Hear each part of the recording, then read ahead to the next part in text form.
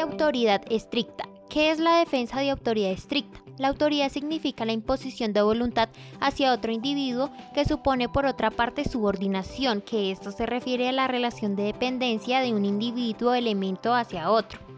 Esta relación debe ser estricta para que de esta manera resulte mucho más eficaz. Esto es vital para que la sociedad y la anarquía no caigan en un caos total, como lo expuso un filósofo llamado Friedrich Engels, el cual planteó dos opciones diferentes entre autoridad y caos, explicándonoslo en diferentes términos para que fuera más entendible para las personas. El término autoridad suele parecer para algunas personas muy desagradable, ya que en algunos casos esto puede resultar vulneratorio para los derechos, además de que esto da algunas garantías individuales, pero esto es porque se le ha dado un significado totalmente diferente a lo que es la autoridad en realidad, ya que esta permite un verdadero desarrollo de la libertad como seres independientes en la sociedad. Lo lógico de la autoridad lleva a apartarse del significado semántico. Esto quiere decir que estudia el significado de las palabras y expresiones, las cuales nos permiten diferenciar conceptos concretos y abstractos, así como interpretar concretamente enunciados. Por ejemplo, en un texto la semántica analiza la relación entre las palabras para comprender lo que se quiere comunicar. Por esto es algo que ha ido cambiando constantemente con el paso del tiempo y con las traducciones llevándonos a una terminología la cual nos puede llegar a confundir. Pero hay que reconocer que la autoridad y el control social que mediante ella se ejerce es un factor esencial para la estabilidad y funcionamiento de la sociedad. Esto quiere decir que entre más estricta la autoridad va a haber mucho más control en la sociedad. ¿Cómo se ejerce la autoridad estricta en un individuo? Algunas personas adquieren la autoridad a través de liderazgo, demostrando habilidades y competencias en áreas específicas, como hay otras personas que adquieren autoridad por su cargo o posición jerárquica en una institución o por el reconocimiento y apoyo de la sociedad, como es la policía, el presidente, las entidades públicas, etc. Mucho gusto, mi nombre es María Daniela Cárcamo Trujillo y le vengo a hablar sobre la autoridad flexible. La autoridad flexible se basa en que esta no debe ser rígida o absoluta, sino que debe ser adaptable a todas las situaciones posibles. Esta idea se opone a la noción de autoridad jurídica como una identidad fija y universal, que se aplica de manera igual o equitativa, sin excepciones a todos los casos y situaciones. La autoridad jurídica se caracteriza por varias razones. La primera es por la complejidad de la realidad, que esta es diversa y no puede ser reducida. La segunda por la contextualidad, que esta depende del contexto en el que se aplica. La tercera es la equidad y justicia, que esta debe ser justa y equitativa para todos. Algunos filósofos del derecho que han defendido la autoridad flexible son Ronald Dworkin, Hart y Joseph Das. Les voy a poner un ejemplo más para que contextualicen un poco más sobre qué es la autoridad flexible.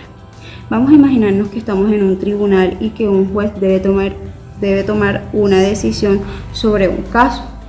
La ley es clara y concisa. Entonces la juez se debe llevar por la ley. Entonces, por la ley que tiene que seguir. Pero entonces, ¿qué pasa cuando el caso es muy complejo? Es donde entra en juego la idea de la autoridad flexible. ¿Por qué entra en juego? Porque en lugar de seguir la ley al pie de la letra, el juez tiene que usar su juicio y considerar todas las circunstancias posibles. Es como si el juez estuviera diciendo: sé que la ley dice esto, pero en mi caso específico yo pienso esto y creo que es mejor hacer esto otro. En eso consiste la autoridad flexible. Muchas gracias. Buenas tardes. Siguiendo con la temática de esta presentación, me corresponde entonces hablar sobre el subtema una defensa del subordinado que no obedece a la autoridad revolucionaria. ¿Qué podemos decir de qué es un revolucionario? Bueno, un revolucionario es una persona que apoya un cambio radical, un cambio rápido y drástico dentro de una sociedad, generalmente con el objetivo de reemplazar el status quo de esa sociedad.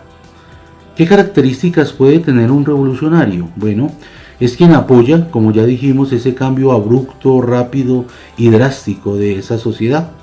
Generalmente reemplaza el status quo o toma parte en una revolución o es partidario de ella.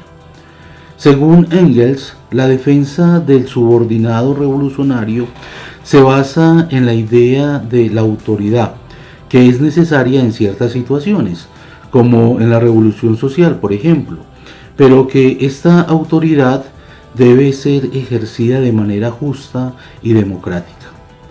Engels además argumenta de que el subordinado revolucionario no es un simple seguidor de la autoridad, sino que es un actor activo de esa autoridad, que participa en la lucha revolucionaria y que tiene un papel importante en la toma de decisiones y en la dirección de la revolución.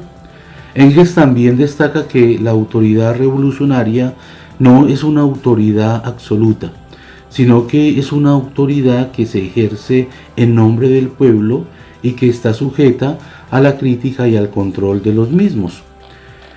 ¿A quién obedece esta autoridad, según Engels? Bueno, el subordinado revolucionario obedece a la autoridad revolucionaria. ¿Por qué? Porque la autoridad revolucionaria representa los intereses y objetivos de la clase trabajadora y el pueblo. Porque la autoridad revolucionaria es necesaria, según Engels, para dirigir y coordinar precisamente la lucha revolucionaria del pueblo. Y la autoridad revolucionaria también, según Engels, es justa, democrática y representa también la voluntad de un pueblo. Según Engels, los puntos claves de la autoridad revolucionaria son la necesidad, la justicia y la democracia, la participación, el control y la crítica y el objetivo común que se persigue tras esa revolución. En resumen, podemos decir entonces que el subordinado revolucionario se alza en contra de un régimen establecido que se muestra desconocedor del bien común. Si la autoridad se legitima en la medida en que se ejerce esta para el beneficio de todos quienes componen un grupo social. Al desconocer esta misiva de las órdenes que emanan de esa autoridad, estas ya no son exigibles por carencia de legitimación y por ende entonces habilitan al subordinado revolucionario no solamente a desconocerlas, sino a propugnar también por un ordenamiento social diferente que ejerza una autoridad que sí esté en consonancia con el bien común. Conforme entonces a la concepción de Aristóteles, debe sustentarse en la búsqueda de un bien de la ciudad. Así, las actuaciones de los gobernantes que ejercen la autoridad deben entonces enmarcarse en buscar un beneficio común de esa sociedad. Si por el contrario solamente benefician a unas minorías en detrimento de las mayorías, entonces la autoridad se deslegitima y no es de imperiosa observancia. Es por eso que entonces a través de la revolución se impone el cambio de autoridad. Muchas gracias. Buenas tardes. Dando continuidad al tema, les voy a hablar sobre la defensa subordinada obediente. Esta crea la necesidad en una sociedad por mantener el orden social sobre un grupo de personas. Es allí donde el subordinado obediente se somete por completo a estas normas y leyes, donde es imperante mantener el orden social y evitar a toda costa la anarquía. De igual manera, esto se hace de manera voluntaria, buscando el bien común. El subordinado obediente también tiene una característica, la cual es que se adapta fácilmente a cualquier cambio que haya dentro de estas normas y leyes, lo que comúnmente conocemos en nuestra sociedad. Es importante finalizar con lo siguiente: este tipo de sociedades que mantienen este modelo de defensa suelen ser prósperas en sus estados. Y ahora hablaremos entonces de la autoridad ideal. Recordemos que, de acuerdo a algunos pensadores, el término autoridad viene del verbo augeo augere, del latín, y esto hace entender que significa hacer crecer, promover y aumentar. Este es el concepto que la antigua Roma tenía del concepto de autoridad. En este sentido, pervive todavía en nuestro presente cuando nos referimos a una persona, en tanto que autoridad moral, o cuando se convierte o se considera de alguien que es autoridad en un tema o materia en particular. Es decir, que una persona que tiene autoridad es una persona que influye a los demás, que es capaz de hacer crecer, promover y aumentar. Pero también es necesario entender que originalmente, y a diferencia de algunos pensadores, tenemos que afirmar que la autoridad, por lo que llaman los romanos la autoritas, tenía que ver más bien con un principio dinámico o regenerador que promovía el crecimiento o la regeneración y por tanto la transformación de la fundación de Roma. ¿Sí? Entonces miremos tres perspectivas acerca de la autoridad. La número uno, una perspectiva aristotélica. Para Aristóteles, la autoridad tiene una relación con la comunidad y con la comunidad política, con el ejercicio de la política y sobre todo con la virtud. Es decir, para Aristóteles, toda acción se sustenta con un bien, y el bien supremo entre todas ellas es aquel que está orientado al bien de la ciudad. Entonces entendemos que cuando hablamos de la autoridad, estamos centrándonos fundamentalmente al concepto de los gobernantes. Entonces seguimos pensando que en Aristóteles la autoridad funge como el elemento indispensable para dirigir mejor los destinos de los ciudadanos en beneficio de la comunidad y de existir al mismo tiempo. Pero esto es un acto de coordinación. Esto significa que el sustento de la autoridad en Aristóteles es la comunidad. Esto no puede ser aislado, no puede ser autocrático. La autoridad se hace por la comunidad, con la comunidad y para el bien de la comunidad.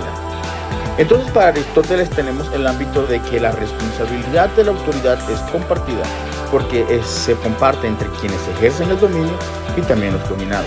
¿Sí? Entonces, aquí tenemos un objetivo principal que para Aristóteles es el bien común y es la fomentación, o lo que hablábamos ahorita, de promover, de hacer crecer la virtud de todas las personas. Entonces, si para Aristóteles se distingue la virtud de la capacidad, tenemos que sostener que la concepción de autoridad es esa: una persona escogida por los demás cuyo potencial o virtud encamine a los demás a seguir la virtud. Entonces la autoridad no es la superioridad de un poder que reclama obediencia ciega y prohíbe el pensar. La verdadera esencia de la autoridad reside en no poder ser irracional. Esto es algo muy aristotélico. Y para Aristóteles, entonces, 1, bien común; 2, fomentación de la virtud; una relación intrínseca entre el ordenado y el ordenante y el subordinado. Pero ante todo, él abdica, él se refiere o él aboga por el uso de la racionalidad. Pero también me gustaría pensar y enfocarme también en el concepto de autoridad de Hannah Arendt. ¿Sí? Esta pensadora alemana, en un libro llamado La condición humana, nos habla acerca o aboga abiertamente en la acción política, que se entendía como todo comienzo o como el comienzo de un comportamiento o cambio en la posibilidad de dar nacimiento a lo nuevo. Para Hannah Arendt, la autoridad, a pesar de ser una asimétrica demanda de obediencia, también se caracteriza a sí mismo porque, a diferencia del poder o la violencia, descansa fundamentalmente en el otro. Es una concepción similar aristotélica, en el cual hay una relación intrínseca entre el que manda y el subordinado. Mientras que el poder, para Hannah Arendt, según su pensamiento, es la capacidad que tiene uno de imponer su voluntad a otra persona. Para ella la autoridad se presenta como un concepto un poco difícil de delimitar, obviamente, y que de pronto los romanos también consideraban como algo absoluto, pero para Hannah Arendt la autoridad tiene que ver en relación con el otro. La autoridad necesita al otro, porque es el otro quien otorga un tipo de reconocimiento o asistencia que hace que alguien tenga autoridad, ¿sí?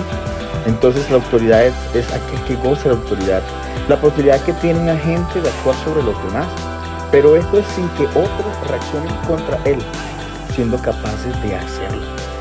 La autoridad se da como una forma de obtener la obediencia del otro allí donde la reacción debe ser posible, pero donde sin embargo no se materializa, ¿sí? Entonces, para concluir, la autoridad es aquello que no se impone o que no necesita hacerlo, puesto que si lo hace deja de ser autoridad y se convierte en otra cosa diferente.